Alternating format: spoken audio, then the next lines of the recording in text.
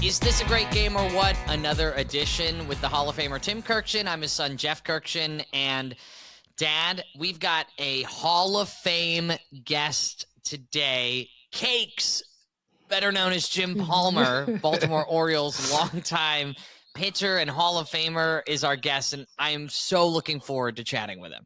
Right. And Cakes is going to talk to us about, of course, himself, which he had an amazing career, and, of course, about the Orioles, who are really good. He's a broadcaster for the team. And, of course, he's going to talk about Roberto Clemente, who he faced, of course, in the 1971 World Series. Sunday, Jeff, is Roberto Clemente Day all across baseball. And he was such a great player and important figure in the history of the game that we're going to go early and talk about him all week. That's what we're going to do. That's how great Roberto Clemente was. And, you know, that's such an important day to Major League Baseball will come up this Sunday. So we're really happy to share with that. And something else going on in the sports world, we just passed week 1 of the NFL season. And this is an exciting time. And I got to say, my fantasy football team got a win, Dad. Week 1. Let's go. All right. So how many guys are in your league? We've got 12 guys in my league. They're all the guys I grew up with. So all my Quince Orchard High School, shout out. Buddies from then, and I won week 1, beating the defending champion, Tyler Eckstein, who won last year. Well, who was your star for week 1? You know, Josh Allen is fantastic, and I drafted him in honor of my brother-in-law. Well, I drafted him because he was the best quarterback on the board, and I really wanted him. But my brother-in-law, your son-in-law, Mark, is a massive Bills fan. I mean, live and die by the Bills. So I drafted him, and he scored 31 points for me. But this is the funny part, Dad. My second leading scorer was my kicker. Brandon Aubrey, the Cowboys kicker, scored me 21 points. How crazy is that? That's amazing. So Friday night, Jeff, I went to the Orioles-Rays game, and I wrote a story which ran on Sunday on ESPN.com, just how much baseball players love fantasy football. Every single team has a fantasy football league going. In fact, James McCann, backup catcher for the Orioles, told me, he said, September is the greatest time of year. We have pennant races, we have September baseball, pause, and we have fantasy football. Wow. These guys are all crazy about it. So Zach Eflin is one of the pitchers for the Orioles. He's a great dude. So I said, who should I go talk to over on the Rays side about fantasy football? And he goes, well, you got to talk to Taylor Walls. He is a lunatic when it comes to fantasy football. And that is a compliment, Jeff, because, you know, he's really good at it. He takes it seriously. And I said, so why do you love it so much? And he says, pardon my language here, he said, it just allows me to talk shit to my teammates. Like you can yell at them like, how could you possibly play this guy? So Taylor Walls is really good at this. So I asked him what the name of his team is. And he said, you're going to have to translate here, Jeff, the Real Slim Shady, because he's got Joe Burrow on his team. I'm quoting here, and Joe Burrow has like gray or frosted hair this year. What does that mean? I didn't even understand it. Well, do you know who the real Slim Shady is, Dad? Well, I Googled it. Now, is that Eminem, the rapper? Well done. Well, yeah, that's the real Slim Shady, and he has the bleach blonde hair that that Eminem had when the real Slim Shady, please stand up. No? Okay, I got it. Same haircut as Eminem. Right. Okay, and I did not have this on my 2024 bingo card that Tim Kurkjian would be asking about Eminem and saying the real Slim Shady. Well, you also didn't have me asking about fantasy football because, as we've established, I don't play fantasy football. I don't play any fantasy games because, A, I don't know how to do it, and there's not enough time anyway. So I got a kick out of that. And Ryan Pepio, pitcher for the Rays, he named his team Love Thy Neighbors, because he drafted Malik neighbors, have I got Mm-hmm. that right, of the New York Giants. So Yeah. he named his team Love Thy Neighbors after one of the guys who plays for the Giants. Yeah, well, my buddy Alex Parker, who you know, he's the DeAndre Swifties, bringing in Taylor Swift and Got it. everything. Got it. And my buddy Jensen is Hurts so good because he has Jalen Hurts on his team, So I love the witty names, right? Witty names are great. I currently am still holding last year's team name that I had because when I started last year's fantasy football season, I had just become a dad. My daughter McKinley was born in August, and obviously we started the season in September. So I'm daddy daycare because I remember setting my lineup every week with a newborn in my hand. So I haven't changed my team yet. But with Josh Allen and with Derrick Henry and CeeDee Lamb, I mean, I could probably come up with a funny fantasy name for that. Like CeeDee Lamb, Silence of the Lambs. What do you think? Well, I like McKinley's Hope for your team. What do you think about that? McKinley's Hope. Yeah, her name is McKinley Hope Kurkjian. So that would be a good one, Dad. She's not starting in my lineup, but she would definitely, that's a good name. Right. But the whole point of this fantasy football thing, Jeff, is it takes your mind off of the game for just a few minutes. And it's a great team building situation where the whole team gets together in a room. There's beer, there's pizza, and there's camaraderie. And because the season lasts so long, it allows the players to stay in touch with each other after the season is over, which I didn't even think about that. It's really important that that's how this thing works in baseball, and the players absolutely love it. And again, James McCann told me on Friday morning, okay, so they've had one NFL game, the Chiefs game against the Ravens. People were coming in, players were coming in and shooting their mouths off after one game. Like, I can't believe you took that guy, and I'm way ahead of you. I mean, this is what fantasy football means to Major League Baseball players. I love it. It is a camaraderie. It's what keeps me connected with my boys from back home for years and years and years.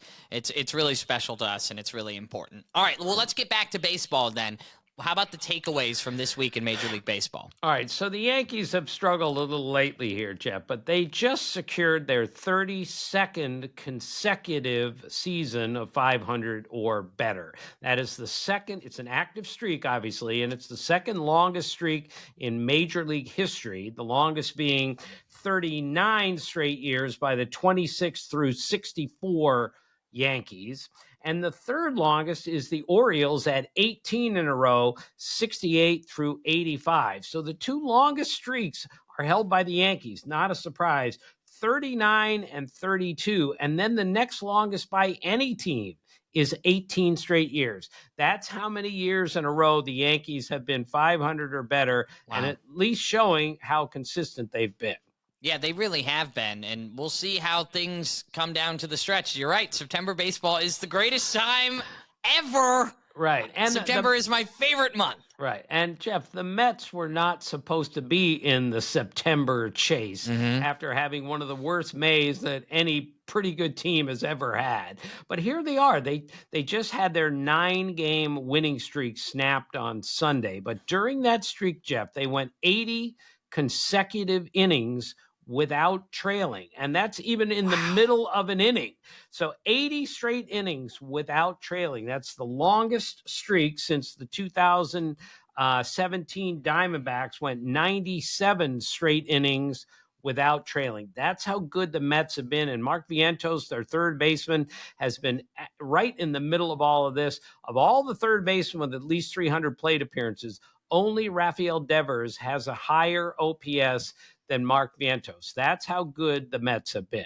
Yeah, and they are really approaching the NL East. I mean, they're still, as of Sunday, 7 games back from the Phillies, but they're tied for second in the NL East to the Braves, who have been struggling as of late. So this is going to be a really exciting race to the finish in the NL East, which is not what we were expecting. Right. And speaking of the Phillies, of course, your boy Kyle Schwarber hit his 13th leadoff home run this year. So that ties Alfonso Soriano for the most in Major League history. My guess is Schwarber's going to hit another one and set the record before this year's over. He also became the first player ever to have 3 straight 30 home run seasons out of the leadoff spot. Jeff, the leadoff spot has changed so much in all the time that I've covered. Now you put the stocky, strong guy up first because he can walk and he can hit the ball out of the ballpark. Also, Emmanuel Clase of the Guardians has been absolutely great.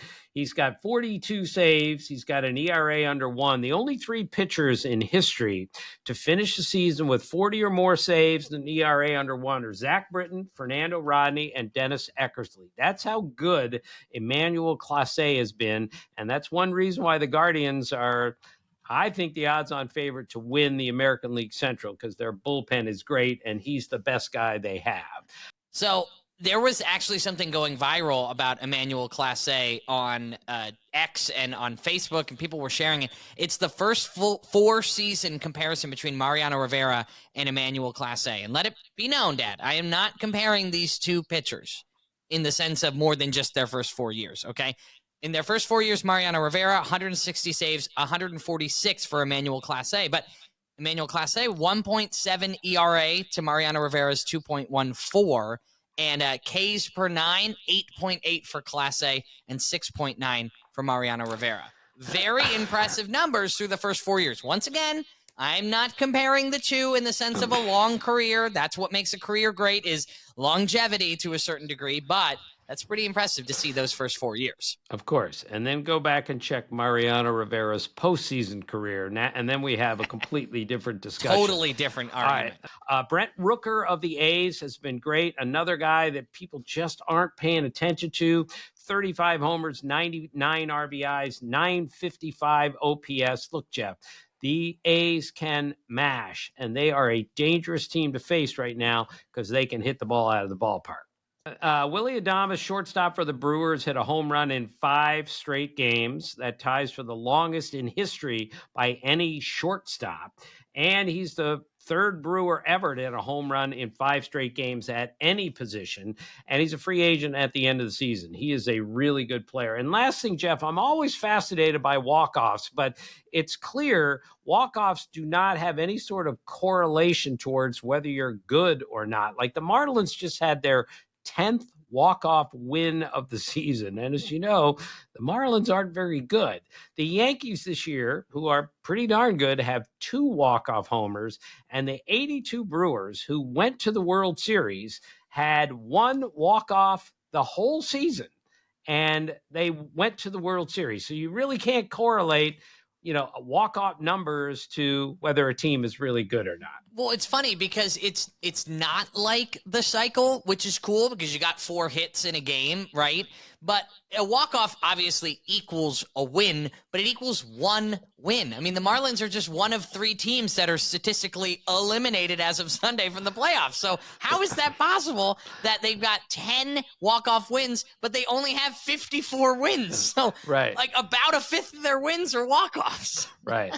To repeat, no correlation between walk-off victories and a really good team or a really bad team. Yes.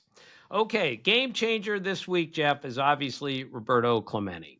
Roberto Clemente is one of the greatest players of all time. For me, and this is my individual list, he's the greatest defensive right fielder of all time. For me, he has the greatest throwing arm of any outfielder that I've ever seen. He was a great hitter, multiple batting championships, won an MVP.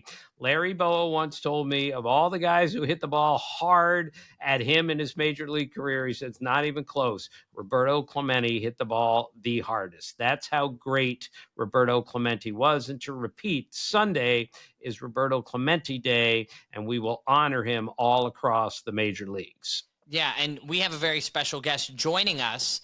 Eduardo Perez, ESPN baseball commentator, also major league player. His dad is a Hall of Famer. And we spoke to him, our very first guest of this entire podcast at the beginning of this season. And we spoke to him about Roberto Clemente and the impact that Clemente had on Latin American players. And, he was a kid when Clemente died. And so he grew up. He worshiped Clemente. So let's listen to Eduardo Perez on Roberto Clemente. Eddie, tell us the story about the first uniform number that you were given when you went to the big leagues. Okay, so I was given my first big league number was actually, I want to say 21. And it was 21. I get called up. I see 21 in my locker, and I'm like, ooh. I'm like, man, that's Roberto Clemente. I grew up in Puerto Rico. Clemente carried me, and we grew up knowing the history of Clemente. I did clinics, and I took clinics at Roberto Clemente Sports City. I was like, this number is just way too heavy for me. I had a home run that game with that uniform number, but I didn't want to wear it. I thought I wasn't worthy of wearing number 21. I thought, and today there's a lot of young players that want to wear it because it's a prideful thing. But I thought it was just like we see Jackie's number right now in 42, that it's just too big to wear. And to me, Clemente's number was just too big to wear. And then from 21, I ended up wearing. I went then from 21 to 24. So, Eddie, I know if I'm doing my math right, you might have been 3 years old when Roberto Clemente passed away. Is that correct? Around there? Really young. So you might not exactly remember what that moment was like, but as you spoke, I mean, you remember the impact he had on the game where you were growing up, right? How massive was that? Well, the impact that you got to give credit to Doña Vera Clemente, who passed away, and to the Clemente family. But she took on the role to make sure that people wouldn't forget who he was and to teach. And so our schools teach us in Puerto Rico who Roberto Clemente is. I live in Carolina, in Puerto Rico. I grew up in Carolina. My wife is from Carolina. We know who Roberto Clemente is. I look around here, and I've got a lot of Clemente stuff here as well. It's to us, it's a pride thing in understanding that it wasn't just about what he did on the field. Yeah, there's a lot of what he did on the field, but what he did off the field and what he meant to the players, to the communities in Latin America was huge. And dying the way he did after an earthquake in Nicaragua, it just told you how selfless he was. Yeah, and speaking of the recent election or soon-to-be election, or the announcement of who's going to get elected this year, he's the only player to have the mandatory 5-year waiting period waived because of obviously his tragic death, but his impact not only on baseball but also on community, and that's why we have an award named after him. He was that big and that impactful on the game and the communities he served. And the curious thing, and Tim, you know this, we had Rick Sutcliffe as one of our partners, and I imagine he might be hitting cleanup in your next show, in one of your next shows or something. But he'll tell you he's won Cy Youngs. His award that he's the most proud of is the Roberto Clemente Award. Same thing can be said with Albert Pujols. And the same thing can be said with so many others that have won this award. I just saw Aaron Judge this year in Arizona get the award, and he was humbled by it. And this is another man that has won the MVP award. So people understand that when you start making a difference in communities, it says a lot more about you than just having the extraordinary ability of hitting a ball and catching a ball. Well, I'm old enough to have seen Roberto Clemente play. I saw him in person spring training of 1972 in Washington, and all I wanted to do was see two things. I needed to watch him throw from right field to third base, and the play came. It was breathtaking, and the only other thing I needed to see was one of those rocket line drives to right field, and he hit one of those. So I went to see him play in person when I was 15 years old. Oh, good. And I went home saying, oh my gosh, I saw him, and I'm sorry, Eddie, I'll never forget my father walking down the stairs that morning on New Year's Day with tears in his eyes. My dad loved the game, and understood the game, and he was crying. And I said, Pop, what's wrong? And he told me that Roberto Clemente had died in a plane crash. Those are the things you never forget, whether you're 15 or 55. Thank you, Eddie. Oh, gosh, we love Eduardo so much. He is the best. Thank you for giving us a little more perspective on what Roberto Clemente meant. And we're going to talk to Jim Palmer, our guest, who pitched against Roberto Clemente at the end of this episode in the 1971 World Series. So I can't wait to hear what a legendary pitcher like Jim Palmer has to say about Roberto Clemente. Let's go on to the Kurkjian stat. What do you got? Okay, we talked about a cycle earlier in the show. Wyatt Langford of the Rangers had a cycle earlier this year. He had an inside the park home run earlier this year, and he just hit a walk-off grand slam.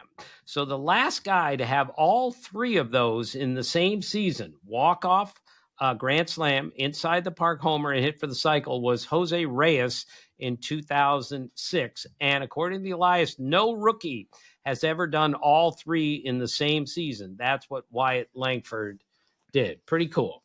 The Cubs had a combined no-hitter this week. Shota Imanaga was the starter. He went 7 innings. But Isaac Paredes, their third baseman, made 3 errors in a no-hitter. So I checked with the Elias, the last player to make 3 errors in a game in which his team threw a no-hitter was second baseman Jerry Pretty in the 1952 no-hitter by Virgil Trucks. What a great name that is, Jeff, for a baseball pitcher, Virgil Trucks. Love that. I was going to say, well, Jerry Pretty, not a very pretty performance from him at second base. Right, Priddy. DDY, right. Okay, now this needs to be taken with a grain of salt, but the A's became the first team ever to win a game scoring in the 10th, 11th, 12th, and 13th innings. It's never happened before. But Jeff, why does it happen? Why is it so much easier? Because we have a ghost runner at second base to start every inning of a tie game in extra innings. So just another reason, sorry, Jeff, not to like the ghost runner, that the A's just did something that no team has ever done. But, of course, they got a head start in every inning with a runner at second and nobody out. Yeah, I think instead of now saying in the live ball era, we have to say in the ghost runner era. Right. Jeff, don't think it's that much of an impact on the game. It really is. It is. And I wish we didn't have to include stuff like that, but we do. Okay, Fernando Tatis Jr., Jeff, he's been around a little while, and you know how productive he's been. He finally got his first walk-off plate appearance. So it was a hit, but, walk-off plate appearance can be a hit by pitch with the base loaded, a walk, a ground out, a sacrifice fly. This was his first walk-off plate appearance, which I was surprised to hear that because he's a really good player, and he's one reason why the Padres are going to be a handful in the postseason because now he's back and that team is really good. I go back to something I said, I think in the first week of the season, Jeff. Norm Cash, who I kind of grew up watching, had 7,914 plate appearances in his career and never had a walk-off RBI in any plate appearance. He had 1,104 RBIs in his career, and not one of them was a walk-off RBI. I find that impossible to believe. All right, Logan Gilbert of the Mariners, I found this interesting, pitched a complete game and lost. So he pitched 8 innings and he lost the game. It was the first time all year that a pitcher in a non-shortened game, meaning a game not shortened by rain, pitched a complete game and lost, which is, used to happen all the time. In fact, Mike Flanagan, my late dear friend who pitched for the Orioles, used to call that a complete loss. When you pitch the entire game and you lose, it has double meaning, and there's no doubt about that. And we'll finish with Luis Arraez, who is Fernando Tatis Jr.'s teammate, of course, with the Padres. Through Sunday, 115 straight plate appearances without striking out, which again, in this strikeout era, Jeff, where 180 guys are going to strike out 100 times this year, he's at 115 plate appearances without striking out. That's the longest single season streak since Juan Pierre went 147 in 2024. And since Arraez last struck out, Pete Alonso struck out 41 times, and Kyle Schwarber struck out 40 times. in the time it took to have 0 strikeouts. Wow. For Luis Ariz. Pretty amazing. What's going on this date in baseball history? Well, there were a lot of cool birthdays. I love birthdays, love to celebrate them. Ted Kluszewski, born on this date in 1924. Big clue, Jeff. He used to cut off the sleeves of his jersey so you could see the gun show. Obviously, I don't have a gun show, but Big Clue was one of the big, strong guys who ever played, and another guy who never, ever struck out. And he's the answer to a really stupid trivia question. 6 players in Major League history have hit 40 homers in a season with 10 or more letters in their last name. So I'm going to, at the end of I'm going to give everyone just a few minutes to figure this out. But Ted Kluszewski is one of 6 players in Major League history to hit 40 or more homers in a season with 10 or more letters in his last name. Okay. Also on this date in 1934, Roger Maris was born. Of course, 61 homers in 1961 to break Babe Ruth's record for single season home runs. Roger Maris won 2 MVPs, Jeff, back to back in 1960, 61, and he was a great defensive right fielder. So he wasn't just a one season guy. He was a really great player for a really long time. 1957, one of my favorite baseball names, Len Whitehouse, was born. One word. So when I do the all-president team, probably in early November, for obvious reasons, Len Whitehouse is a ceremonial on the all-White House team because that's his last name, Len Whitehouse. And in 1963, that was the day that all 3 Alou brothers hit together in the order in the 8th inning. It was Alou, and Alou. That had never happened before. 3 brothers hitting back to back in the 8th inning of a game. And also on this date in 1963, the great Stan Musial hit a home run in his first at bat as a grandfather. Wow. And I mean, you've been a grandfather now of 3 for a couple of years. Carson, Emma, and McKinley. You've been a grandfather for a while since Carson was born in 21. And what baseball feat have you accomplished since then? I mean, you did become a baseball Hall of Famer in the writer's section of Cooperstown. So maybe I should just keep quiet on this one. All right. No baseball feat. Sorry. Also, 1990, Jim Abbott faced Paul Abbott. So the 2 Abbotts went against each other, 2 starting pitchers. And the winning run was driven in by Carmen Castillo. So it was kind of the Abbott and Castillo game, which always reminds me of my 2 favorite batteries in Major League history. Number 1 is when Steve Decker used to catch Bud Black. So it was the Black and Decker. Right? But Glenn Abbott pitched for the Tigers and Marty Castillo was the catcher. So that was my second favorite battery ever, the Abbott and Castillo battery. We love that. And last thing, Jeff, 1999 on this date, Pedro Martinez struck out 17 batters at Yankee Stadium. And I was calling the game on ESPN radio. It was the first game I'd ever called on ESPN radio. Charlie Steiner was the play-by-play guy, and I was the color guy. And I was nervous because I'd never called a game on the radio. So Pedro throws the most amazing game I've ever seen. He totally dominated. No pitcher had ever struck out 17 Yankees at Yankee Stadium ever. And that's what Pedro did. And that night he crossed the 300 strikeout figure and ended up winning the Cy Young that year and the year after in 2000. So I'll never forget Pedro Martinez in 1999. And I even remember you telling me that made your first ESPN radio color commentary debut a whole lot easier because you just had all of this great content to go off of. It was unbelievable. And I remember asking Tino Martinez, who was my teammate at ESPN for 1 year, and he played in that game. And I said, Tino, what about the Pedro game? And he went like this. He said, we had no chance. Remember, the Yankees won the World Series that year. They won the World Series the year before and the next year. and they still had no chance against Pedro Martinez.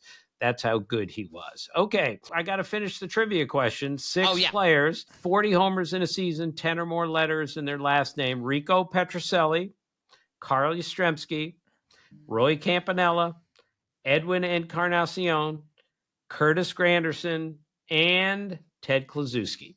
Wow. All right, let's go league in lids. We put all of Major League Baseball teams into our lid here. We take one out each week and throw it out.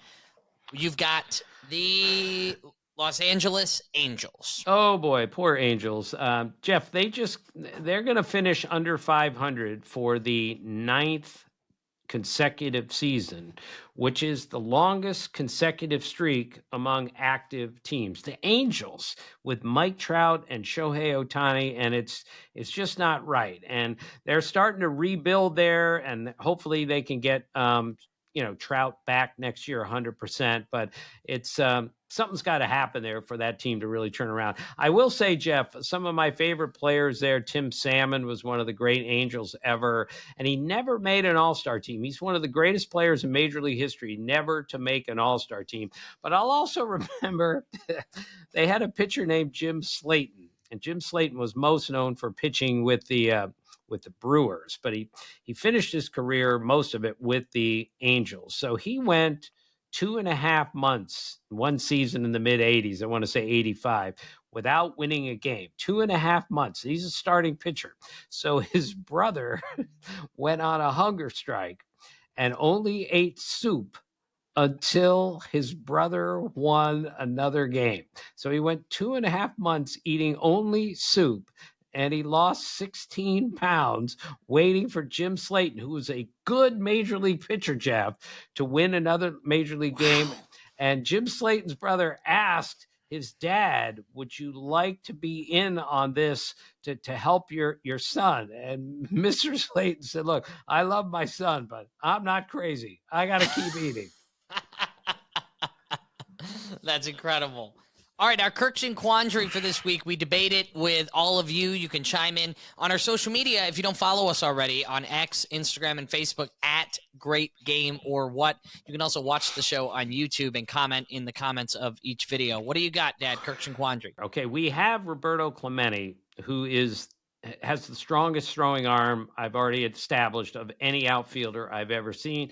And we have Jim Palmer, who's one of the greatest pitchers of all time. So I thought I would tailor it a little bit to throwing of a baseball. So my question is, Jeff, when does the average person cease being able to throw a pitch at his age? So you know how we talk about shooting your age in golf? You're 80 years old and you shoot 79. Jim Cott, by the way, did that twice in 1 week as a golfer. He shot his age twice. Wow. And he did it once left-handed, and the second time he did it right-handed in the same week. Yes, true story. So my question is, not shooting your age, throwing a baseball at the velocity of your age. So what do you think, Jeff? You're 31 years old. You have a pretty good throwing arm. I'll give you that. So do you think you could throw a baseball 31 miles an hour? Yeah, absolutely. Of course. I think the better question is, though, you're going to be 68 in December. Do you think you could throw a ball respectfully? You've got a great arm, a much better arm than I ever had, even at your age now. Could you throw a ball 67 miles per hour right now? No. Now, when I was 65, I threw one pitch at 65 miles an hour. Now, you don't have to throw a strike. You don't have to get anybody out. You just have to throw one pitch at your age. I was able to do that at 65. I'll never do it again. It was a once in a lifetime thing for me. My question is, what does the average person, what is the age you get to where you say, I can't throw my age anymore? All right, I don't want to insult anyone. This is for the viewers and the listeners. I think 55 is the cutoff date. I think the average 55-year-old is going to have trouble throwing his age. Am I being unfair? Do you think most 55-year-olds can throw their age? I was going to say 60. That was going to be my cutoff. I think most 59-year-olds can throw 59 miles per hour. but I think 60 is when things will start to turn. I'm Well- going to go with 60, and I'm curious what everybody who listens to Is This a Great Game or What has to say. So let us know in the comments below, or you can also, of course, follow us on social media or message us on the website, greatgameorwhat.com. Thanks to our friends at Stratomatic, the market leader in sports simulations. Is this a great sim or what? Now, Dad, this is very interesting, and even I didn't know this, so I'll let you tell the people about how Roberto Clemente was almost a Dodger. In fact, he kind of was a Dodger. Yes, he was signed by the Dodgers, but he was the first Rule 5 pick in the history of the Rule 5 to go from one team to another. So that's how he ended up on the Pittsburgh Pirates. It was a financial situation with a guy who had been in the system, and he was the first Rule 5 pick ever. So we're just wondering, Jeff, what would baseball have looked like if the Dodgers had hung on to Roberto Clemente and not lost him to the Pirates? So let's take a look at what would have happened to the Dodgers had they had him. 1955, in reality, the Brooklyn Dodgers did beat the Yankees in 7 games, and no change there. Still, with Roberto Clemente on the Brooklyn Dodgers then, yeah, it's still happening. But the big change, Dad, is the Dodgers would go back-to-back. Because in 56, they did face off. However, the Yankees took 56, but in the simulation that our friends at Stratomatic did, no. Roberto Clemente, 4 for 8, batted .500 in the World Series and was able to lead the Dodgers to win back-to-back World Series, which is a big difference when you think about it. And then continuing on to 2 other World Series victories for the Dodgers, 63 and 65. Those were wins over the Yankees in 63 and over the Twins in 65, and no change there. I mean, the Dodgers were already built to win, and Roberto Clemente continued that had he been a Dodger. So thank you to our friends at Stratomatic for working through this great simulation. And if you have a simulation you want us to take care of, we'll send it over to Stratomatic for next week. You can let us know at Great Game or What. You can slide into our DMs, as they say, Dad. Every week we have a team, Tim, where we pick a baseball team based on, whatever stupid category we come up with. This is not stupid. This is real, but this is my list, as all of them are, Jeff. It's not the correct list. It's not the right list. It's not the only list. It's my list. And I want our listeners and our viewers to come up with their own list. But these are the greatest, in my opinion, the greatest defensive players of all time at each position. So Johnny Bench is my catcher because he basically revolutionized the one-handed catching style. And I don't believe any catcher ever had a stronger arm than Johnny Bench. Are you going to argue with that, Jeff? You're probably too young. Pudge Rodriguez is pretty good, right? I mean, incredible arm, and I'm biased because he's a former guest on the show. So he's my... There you go. Defensive catcher as well. All right. Keith Hernandez is the best defensive first baseman of all time. First base is mostly a left-hander's position. Keith Hernandez, left-handed. And nobody, Jeff, charged a bunt and threw it across the diamond to third better than Keith Hernandez. We don't see much of that today because people don't bunt anymore. But trust me, Keith Hernandez, I believe, is the greatest defensive first baseman ever. And Don Mattingly, for me, is second. All right. And this is just my list, not the official list. Second base is really hard, Jeff, because statistically, Bill Mazeroski is the greatest defensive second baseman of all time. Nobody made the double play better than he did, Jeff. And with those short, strong, stocky legs, he used to stand right on the bag and tell anyone, go ahead, slide into these legs. You're the one that's going to get hurt. And he was so quick with the transfer. No one was better than him at that. So I hesitate to take anybody else, but I'm going to have to call it a tie with Roberto Alomar, who was also great around the bag in every way, but he had range that Bill Mazeroski didn't have because he was played much later in his career. So I'm going to go either Mazeroski / Alomar because I can't make a decision there. My shortstop is Ozzie Smith, who I think is the greatest defensive player at any position. And and when you watch him, Jeff, just bounce up and be so acrobatic out there, one reason was he was a gymnast when he was a kid. So he could hit the ground and bounce up faster and better than anyone I've ever seen. Who's number 2 at shortstop, if you don't mind me asking? I think it's Omar Vizquel, but That's what I people will thought, too. argue with that. But people are going to argue with everything. That's the beauty of these baseball. I want you to argue with me on this. It's okay. It's healthy to do that. I'm not wrong. You're not wrong. I'm not right. You're not right. It's a discussion. Okay. So who's the greatest third baseman of all time, Jeff? Defensive. Let's see if you know Pop well enough. It's easy. It's Brooks Robinson. It has to be.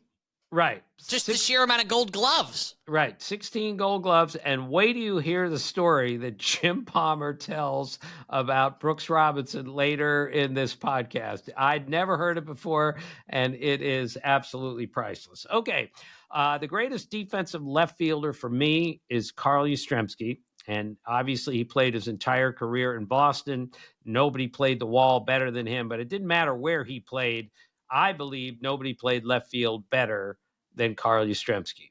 Willie Mays is my greatest center fielder of all time. The range, the throwing arm, nobody went back on a ball better than Willie Mays did. And he, as Tim McCarver once told me, he was the wall, meaning nothing got past Willie Mays. If it landed in the ballpark, he caught it. I still think his catch in center field over his head is the greatest catch ever caught on video in baseball history. Would you agree? Well, yes, it's the greatest defensive play in the history of the World Series, 1954, Vic Wertz, Indians and Giants. And just to show you how great Willie was, that he was very humble, Jeff.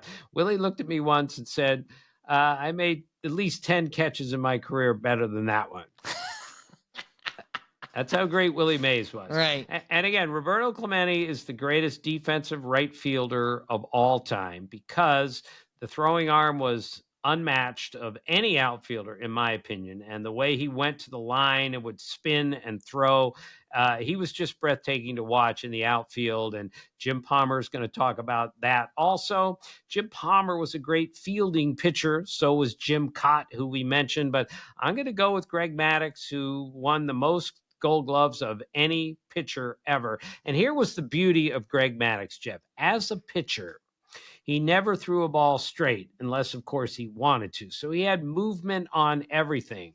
But on a 1-6-3 double play, meaning a comebacker to Greg Maddux on the mound, Walt Weiss, one of his shortstops in Atlanta, told me once that nobody threw a straighter ball to second base than Greg Maddux. So he had movement on every pitch that he threw, but when he knew I have to throw a four-seamer, something straight, so the shortstop, second baseman can catch it and make a throw, nobody threw a straighter ball than Greg Maddux, and that's why he's my pitcher on the all-Tim defensive team. You mentioned Jim Palmer as a member of the all-defensive team. He's our guest this week, and Dad, kudos. I mean, just a great get, another Hall of Famer. We've now had, this will be our, correct me if I'm wrong, our third Hall of Famer. We've had Johnny Bench, we've had Cal Ripken Jr., and now Jim Palmer, which I think is great. We've had a catcher, we've had, an infielder, and now a pitcher. This is perfect. Right. And again, Jim Palmer is the greatest pitcher in the history of the Orioles. He's one of the greatest pitchers of all time. He won 3 Cy Young Awards. He was a 20-game winner a ton of times. And he used to throw high fastballs all the time, Jeff. And he got away with it because he knew exactly what he was doing. And as we will establish on this, Jim Palmer is one of the great athletes ever to play in the major leagues. And that's one reason why he was such a great pitcher. Can you explain to everybody why you and I consistently call him Cakes during the interview? Yeah. Yes. The good question.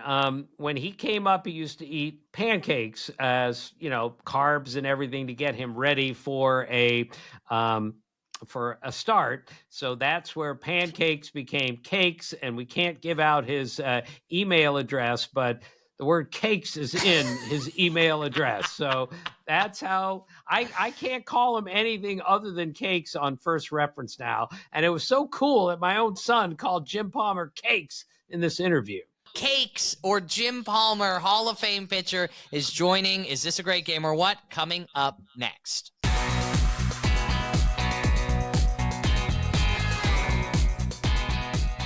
Welcome back to Is This a Great Game or What? And our guest is Hall of Fame pitcher Jim Palmer, the greatest Oriole pitcher ever, won a World Series game in 3 different decades. Jim, this is my son, Jeff. We do a podcast together. How great is that? I'll be the Jeff. I'm looking forward to this. No, seriously. So, I've loved the game since I used to run down the end of the driveway, and it was just, instead of the Daily News, it was the Daily Mirror. And it would Yanks sweep two. They always played a doubleheader on Sundays. Yanks, split. Yanks very rarely lost to back in the 40s and the 50s. But, I've loved baseball, and I always wanted to be a Yankee. That just never materialized. Right. And who was your guy, Cakes, growing up? Who was the guy you looked at and said, I want to be him?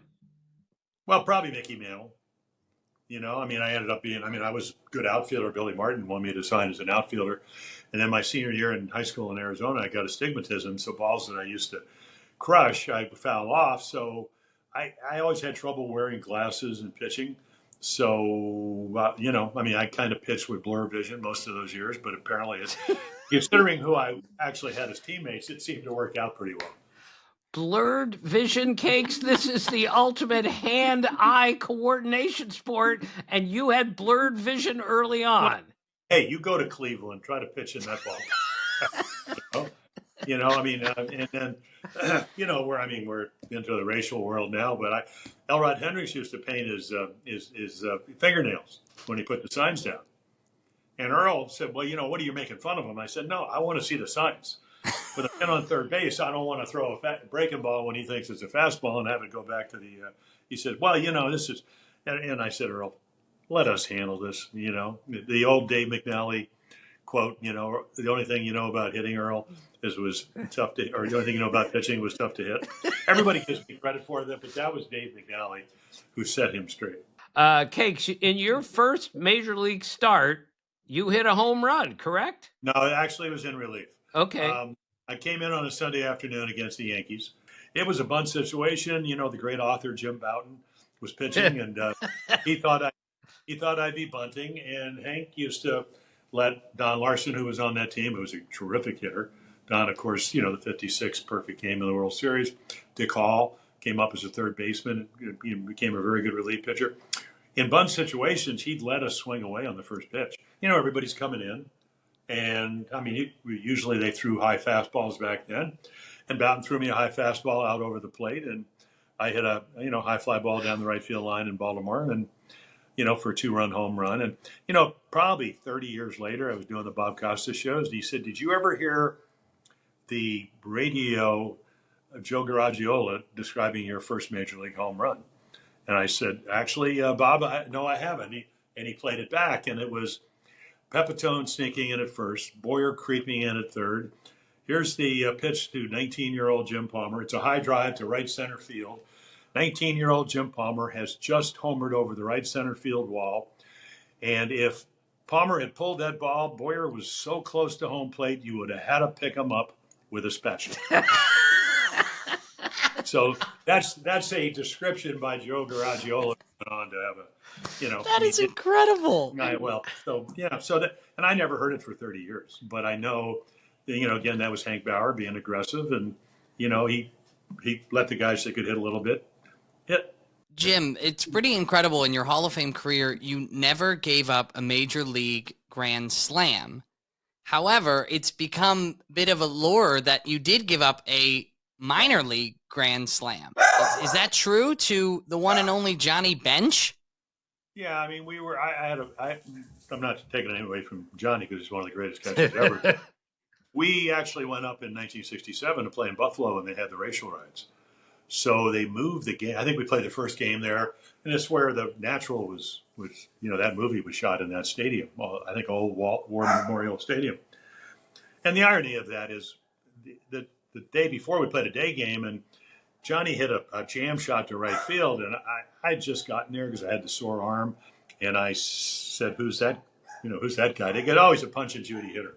He had like 15 home runs in 21 games for the Buffalo Bison. So they moved the game. They moved the game from War Memorial Stadium to Niagara Falls in a college football game. Now I had a bad arm. I was warming up on a berm out in right field. They didn't have a warm-up mound. And I the first time up, I threw a high fastball, which is probably about 84 miles per hour, and Johnny swung at it. and I struck him out, not on purpose. My arm was killing me. And I had a 6-0 lead. I was pitching against, I think, a left-hander that eventually would pitch with the Red Sox, Dick Stidman. Right. Stigman.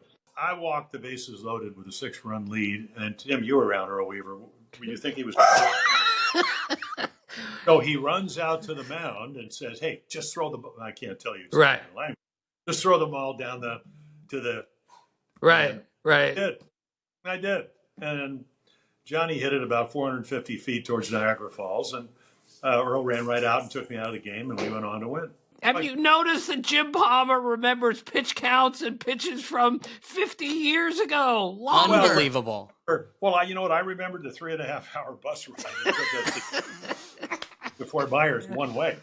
Oh, my God. So I told Earl, but it was great, though, because from then on, every time I would tell Earl, I said, "Do you remember what happened when I took that 3.5-hour bus ride?" So I never had to. I'd go up to the minor league camp and pitch 8 or 9 innings in spring training at the towards the end and all that. So I never had to make another bus ride to Fort Myers. And then when I was going out to run after I gave up the 10 runs and 14 hits or whatever it was, and somebody, one of the Royal fans yells, "Palmer!" And I go, "Yeah." He goes, "You should have pitched left-handed." I said, "Not a bad idea." And then, if the record, we went to Cleveland, and I didn't get one of the cookie games, because Cleveland wasn't that particularly good, and I ended up, Lolich had already was 1-0 when he came. I think I pitched the home opener in Baltimore and won 3-2, off of Mickey Lolich, which is kind of the way you had to beat Mickey because he was such a terrific pitcher. I mean, do people realize one year, if you want to look at numbers, he pitched 376 innings in 1 year? 376 innings. And you know what he made that year? $58,000. Go, Mickey. That's what, and he rode a motorcycle to the Tiger Stadium, and didn't he have a donut shop? Yes, he opened a donut shop in retirement. Yeah. How great is that? Exactly. I think he might have had it even. He looked like he might have had a donut or two, but it worked. All right, so Cakes, tell Jeff, because you told me the story, I remember like it was yesterday. What's the closest you ever came to giving up a grand slam in a major league game that night in Cleveland? I could do it for you, but I want to hear it. I have 7 starts to win 20 games, and I'm going for number 19 against Dennis Eckersley, who's a dear friend of mine, one of the great pitchers that ever pitched. 190 wins as a starter, 390 wins as a closer. And Eck is punching guys out. It's a Saturday afternoon. The Browns have already played. The field was never that good anyway. So I get to the 8th inning. It's 1-1. And I think Paul Day hits a little looper to right field. The next guy bunts. Doug DeCinces falls down to third base. I won 4 Gold Gloves. Next guy bunts. I fall down to first base. Now the bases are loaded. Nobody out in a 1-1 game. And I only going to have one more start after this. And I have to win this to get to 19 because I want to win 20 games. That's kind of what I did back then. So anyway, Bruce Bochy's the first hitter who hit 304 straight years for the Indians and the Angels. I get him 2-2, and I throw him high fastballs. He swings good, and I strike him out. Now I go, well, okay, that's now Andy Thornton, who was their all-star RBI leader, first baseman. I go, okay, I throw him a fastball up, and he pops it up. I said, I may get out of this. Now, the next hitter is Rico Cardi. Now, Rico Cardi, about 2 years earlier, had hit 366 and led the National League in hitting. And he used to stand there, coño, and he's smiling. What does he know that I don't know? So anyway, now I go, let's see, Rico Cardi. I threw him a slider in a game I won 4-1 earlier in the year, and he hit it about 430 feet to right center field for a home run, but a solo home run. And I think I won 4-1. But it's one of those learning pitches, one of those information pitches. So we ruled out the slider, there. So I go, okay, take a deep breath, throw him a high fastball. He takes it. He never took it. Now it's 1-0. I take a deep breath, throw him another one. He takes that pitch. Now it's 2-0. Now I can't walk him because, like I said, X got about 10 or 12 strikeouts, but he's pointing at guys that guys want to beat him. And anyway, I said, okay, just relax, try to throw him a lone away fastball. And I kind of do, and he hits it off, down toward the end of the bat. But he was Rico Cardi and really big, and he hits a fly ball left field, and Al Bunbury Al's about, 5'8", 5'9", he goes back and back. And he doesn't jump over the fence. He just reaches up. But the ball may have hit the top of the fence, but it's a lazy fly ball, except the wind's blowing out. I'm on the foul line because I thought it was pretty routine. And next thing you know, Al's reaching up, catches the ball. Now, X tells the story. I knew you were going to give up a grand slam. I knew I was 5-1 lead. Now he goes out there, and Kenny Singleton, and who was a terrific player, and Eddie Murray is in the Hall of Fame, hit back-to-back home runs, and I win 4-1. So the next day, I'm out running in the outfield, and I see Eck. I'd met him in Jamestown at a dinner, and I go, Eck, I said, you outpitched me. I said, but our job is not to show up guys and point at them and all that. Our job is to get guys out. And I said, our guys want to beat you badly enough because you're a terrific pitcher. And he goes, well, it's like talking to God, when Jim Palmer says something to me. And I met him, so I thought we knew each other. And to this day, he says, well, I kind of learned something. I didn't point at every hitter. I just pointed the other way. But anyway, and then I won in the 11th inning. Rick Dempsey did a looping base hit down the right field line to win my 20th. But that's kind of what you did back then. And I didn't have to do it. But if you're going to win 20 games 8 out of 9 years, you got to pitch the innings. You got to sometimes lose games. I mean, when I was 18-6 one year in Boston, I wanted to be 19-6 really badly. So that's why you pitch 11 innings, and Ben Ogilvy hits a pop fly down the left field line, and you lose 2-1. Now, it doesn't make you happy, but you did everything you can to give your team a chance to win. But again, that's the era that I pitched in. I don't think I was I was good, and I did my work, and I played on some really good teams. We had the best winning percentage, but I was doing what everybody else did.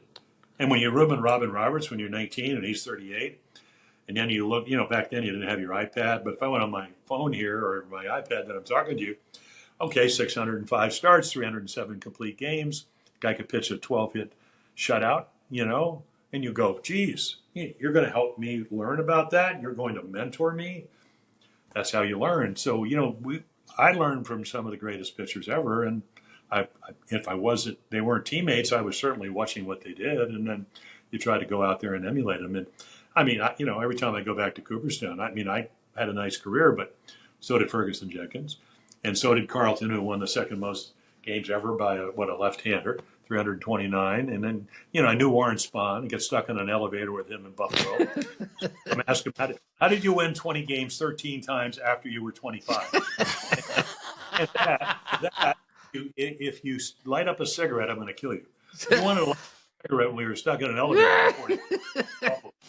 Cakes, I want to get back to something that I talk about all the time, is how great athletes, baseball players are, and they don't get the credit for it. So when you played on the Orioles basketball team in the offseason, how many points a game did you average on that team? Well, if I could get the ball away from Paul Blair, because that man could shoot better. But I led the state. Somebody said I led the state in scoring in Arizona. I was going to get UCLA when I got out of high school and went up to a college league, and I ended up signing. But and I got 65 passes, and I punted, and I ran back kickoffs, played defensive halfback. But that's the only because we could talk my mom into allowing me to do it when I was a junior, because all the scouts said, "Hey, don't let him play football. He's going to get hurt." So I basically played 3 sports. And, of course, you're also playing tennis, and you're also learning. My mom was a real good golfer. So, I'd go out with her and play golf. But you brought up tennis. Am I mistaken? Are you able to play with both hands? Can you play righty and lefty? Well, I used to be able to do a lot of things. I learned to play lefty. I was in the Superstars, and I beat Kyle Rote in tennis. And I go to the tennis barn. All the housewives would be taking their kids to school. So between 8 and 9, I had a young lady down at Bear Hills that I would meet her. And we would play for an hour. And Maury Schwartzman taught Pam Shriver. He said, "Hey, anybody, if you could pitch, you could serve." So I could serve. But I won the Superstars. And the next year, so 1 year I didn't win 20 games. I had some nerve irritation. I think it was because I fouled a ball off the bat up in Oakland. But I didn't want to make sure. So I would actually play doubles with Frank Cashin, who was our GM, down in spring training, and I'd be playing left-handed, and I'd hit it overhead, and I would switch rackets. He'd be going, no, don't hit that overhead with your right arm.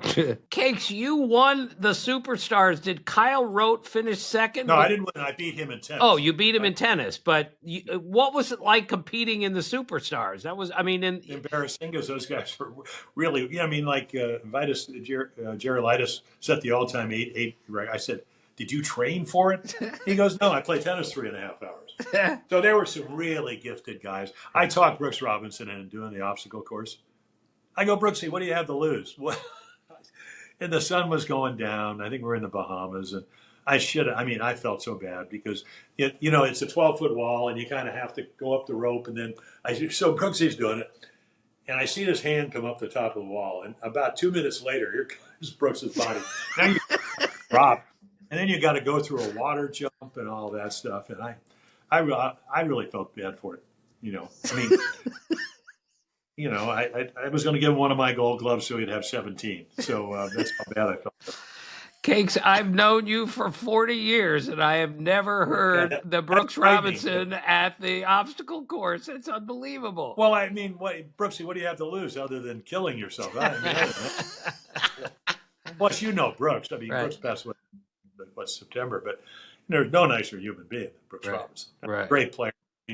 Talk about how, those are the type of guys that, number one, when you come to the Orioles like I did at 19, you go, who do you want to be like? Look around. Do you want to be around the people that are rude, maybe nice on Monday and not nice, or do you want to be around the guys that are great players, but also, first thing I ever did when I was in Baltimore, hey, if you're going to be part of the community, become one of them. And Brooks had done that. He was nice to people everywhere I'd ever go. God, yeah, Brooks was here. I said, how'd that go? Probably remarkably well. God, what a great guy. Cakes, I want to know this connection. So I host a country music morning show in Philadelphia. So I'm a music guy at my core. I love baseball. Of course, I grew up in a baseball family, but there's a connection between you and Frank Sinatra. Is this true? When we played our first World Series, 66, we trade for Frank Robinson. He wins the Triple Crown. He has 49 home runs. I don't know, drives in 125 or whatever. We go to Los Angeles. Brooks and Frank Robinson hit home runs off Dunn Drysdale in the first inning, and I'm standing on the bench. I'm going, geez, I just don't want to embarrass myself tomorrow. My parents are coming from Arizona. I have cousins here. Koufax was 25-7 with a 1.90 ERA. 300 innings or whatever it was, 290 with equal amount of strikeouts. So when Brooks and Franks hit the home run, I said, geez, we might have a chance to win this. We go back to Baltimore and we win 1-0, and the World Series is over. And Sinatra and Dean Martin bet the Orioles to win 4 straight, 40-1. No. They win $40,000. So when we go to spring training the next year, guess who's at the Fontainebleau? We trained in Miami. Over on Miami Beach at the Fontainebleau is Frank Sinatra. And we had a left-handed pitcher bonus kid by the name of Frankie Bertana. Toys in the attic. He was crazy, and he was left-handed.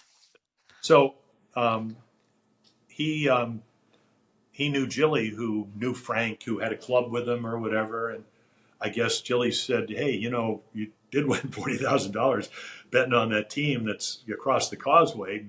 And he invited four couples. So we went to see Sinatra. Could have grabbed his ankle. I'm standing, sitting right at the stage.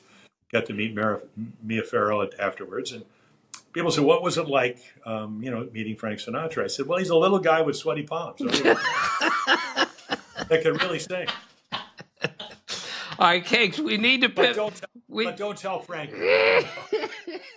We need to talk to you about Roberto Clemente because we have Roberto Clemente Day coming up. Just tell us what it was like to play against him in his prime, especially in the World Series. Well, I had pitched against him in spring training, and I never wore a protective cup. And he actually hit a topspin 1 or 2 hopper right back up the middle, and it kind of hit me just to the right and the left of the groin area.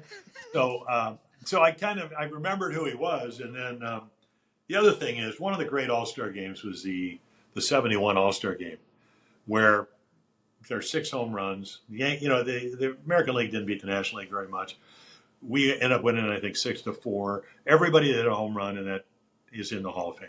But I still remember the hanging curveball that Mickey Lolich threw to Roberto Clemente, because he kind of fooled him, and Roberto got out on his front foot and hit it over the 415 sign in the upper deck. And I'm going, I thought he was a single. I mean, so now we're in the World Series, and I still remember the meeting because I pitched game 2, I believe, and Clay Dalrymple was a catcher, second, third string catcher for us, had come over from the National League, and we were talking about how we're going to try to get Clemente out.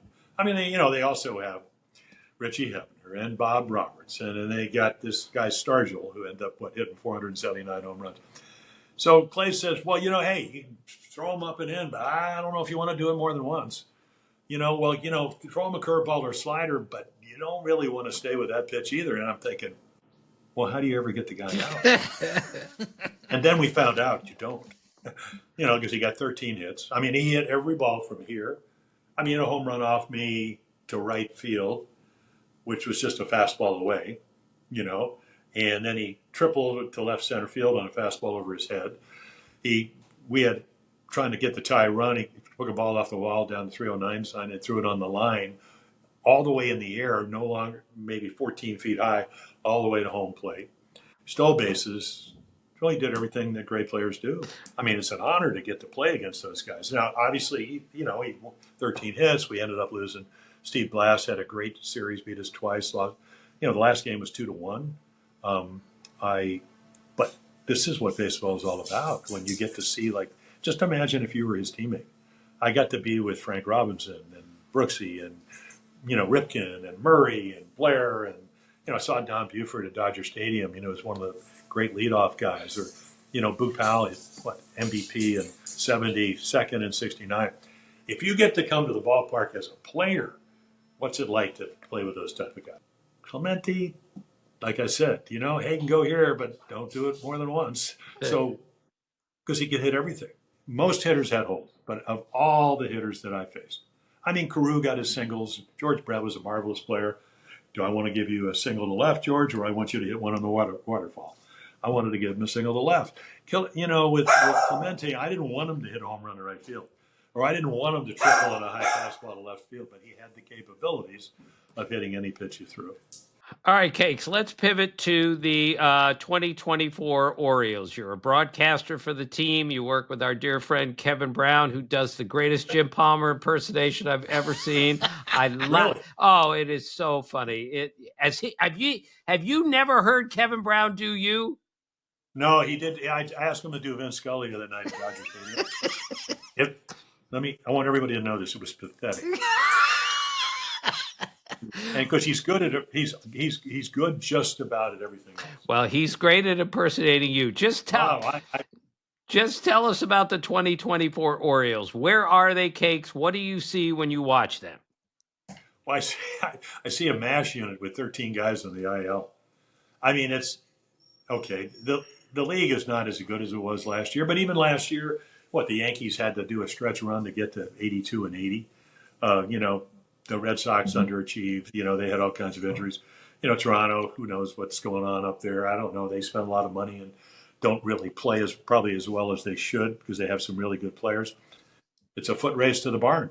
And I don't know. The Orioles, they got to play the Red Sox, I think 3 or 4. They got 6 games with the Tigers who are playing well. The last week, tough schedule. Play the Yankees up in New York. That should be a tremendous series. But there's going to be some big, big, big games for the Orioles. Looks like they're going to get some of their players back. You can't ever give one of the best young players in baseball, Gunnar Henderson, a day off because you don't really have a backup shortstop. Mateo would have been that guy. And Cakes, what's it been like watching Gunnar Henderson develop last year and now this? Well, Tim, you've been around the game a long time. I mean, let's go back. Didn't Willie Mays want to go home? Yeah. Yeah, Leo DeRocha had to call his dad, and his dad had to tell him, Willie, you're not coming home. He had a slow start. What Cal told us, he was on one of our telecasts. I thought it was only 5 for 50-70, so it was actually 4 for 68 or something like that. And then he ended up hitting 280. They just had the Hall of Fame weekend. Nick Markakis hit 182. the first month in the big leagues. So Gunnar last year, I think he started, we saw him in August of 22, in Cleveland. They kept throwing him sliders, speeding the bat up. He's hitting home runs. They go, the league will adjust. But last year, he's hitting 199 going into June. He's 4 for 43 on breaking balls and changeups. This year, he hits more changeups and breaking balls for home runs than fastballs. Not that he can't hit the fastball. But I think the problem for him, he plays he's so young, and the motor, he never comes off max. He's going down the highway as fast as he can go. And I think he'll learn because he's a marvelous player. Going back to Brooks Robinson, I said, Brooksy, you've been here since, 57? Have you ever seen a player, and, we've had a lot of great players, that is that athletically gifted as Gunnar Henderson? He goes, Jimmy, no, never have. Wow. Been a lot of great players. I mean, that's so, and hey, he looks like he could probably do. I mean, he's a good basketball player. Again, you talked about baseball players being good athletes, and he's very respectful. If he calls me sir one more time, I'm already dated enough. I'm not going to carbon anymore. This was a real joy, and on a very selfish note, to be with a Hall of Fame pitcher and a Hall of Fame writer, and to just be a little part of this, it's a dream come true to work with my dad. And really, I've got a lot of friends who listen to this who are big Oriole fans, and their dads as well. So to share you with them it's going to be really special, and I can't thank you enough for your time. Pleasure. I don't see any guitars. You said you're into country western. I don't see any. Oh, they're over here. Don't worry. Oh, okay. There you go. There we go. Yeah, Jim, this is the baseball set behind me. Is this a great game or what? Which we've got plenty of collectibles there too. Cakes. Jeff can play the piano and he can sing too. It's amazing. Really? Well, my wife's cousin is Stephen Earle. Who's a country western singer. Really? This great company. All right. The day Mama got out of prison, I was standing there in the rain. It's not a real country song unless you have Mama, unless you have prison, unless you have rain. One of my greatest songs. Jeff, How about this? We had Johnny Bench and Jim Palmer sing to us on our podcast. How great is that? I mean, we're actually George Strait fans. So, fun fact: my wife and I, we've been married a couple years now. Our first date was a George Strait concert. How was he? That'd be fantastic. He played in the round as he does, right?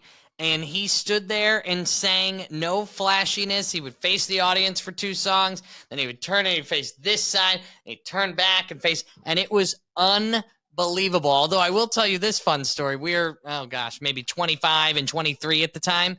And we were getting to know each other. And if you know that crowd, respectfully, they're not getting up and they're not ruckus. So we got shushed by the people in front of us because I was saying, so how many siblings do you have? And what do you do for a living?